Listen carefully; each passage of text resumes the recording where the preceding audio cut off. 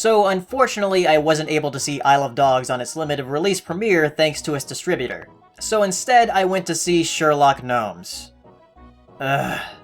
This movie is a sequel to Gnomeo and Juliet, which I did watch before going to the theater.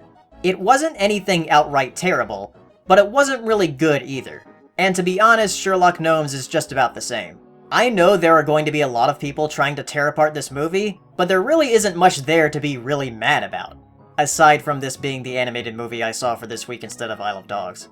Like the first movie, it opens up with the gnomes telling the audience that they're going to tell their version of a classic tale. I don't know how they decided to go from Shakespeare to Sherlock Holmes, probably just for the pun. Most of the characters from the first film are here, it's just that now they are in London rather than a British suburb. The conflict arises when most of the gnomes go missing, and the main characters, Gnomeo and Juliet, meet Sherlock and Watson investigating the case. This was a very unnecessary sequel. Who was asking for a sequel to Gnomeo and Juliet, which came out in 2011? It just seems like the studio that made this wanted their own sort of Toy Story-esque franchise to play with. It's pretty evident that they did want that because there are toys as characters in the movie. I also think this studio has a weird infatuation with Elton John. Really, almost all of the songs from both this movie and Gnomeo and Juliet are Elton John songs. Like, did they just pay for the licenses to use all of Elton John's library? Or does Elton John really like garden gnomes or something? Even a lot of the instrumental music is based on his songs. Hold on, I need to look this up. Wait a minute. Holy shit, this company was founded by Elton John! Well, that explains the music, I guess. But back to the Sherlock part of Sherlock Gnomes. The character himself is kind of arrogant, though it is for a reason. And they do these pretty cool 2D sequences inside of Sherlock's mind when he's working out something. What is it with mediocre movies lately and having 2D animation?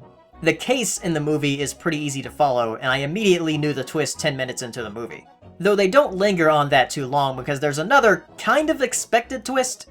I will say that I was a bit surprised by this movie because I was expecting it to be a lot worse from what I saw in the trailer. There are actually a lot of jokes used in the trailer that don't even show up in the movie, which leads me to believe that they probably changed up a few things before release. Overall, I don't think the movie is that bad, but it's just another mediocre animated film. I do see potential from this studio because their animation isn't terrible. They could do some great things with the right director. However, if you do want to watch an animated version of Sherlock Holmes, just watch The Great Mouse Detective. So if you have seen Sherlock Gnomes, let me know down in the comments. Also, subscribe to this channel and follow me on Twitter to keep up to date with the videos I put out. And I will see you next time. Bye!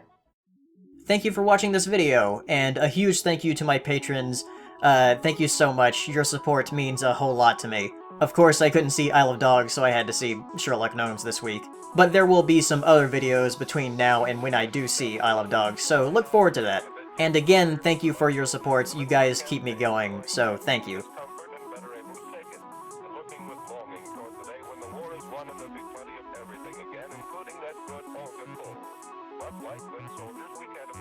Now the victory is in sight. We must work harder than ever to get every bit of heat from the cold we get, make it go further and use less. We must figure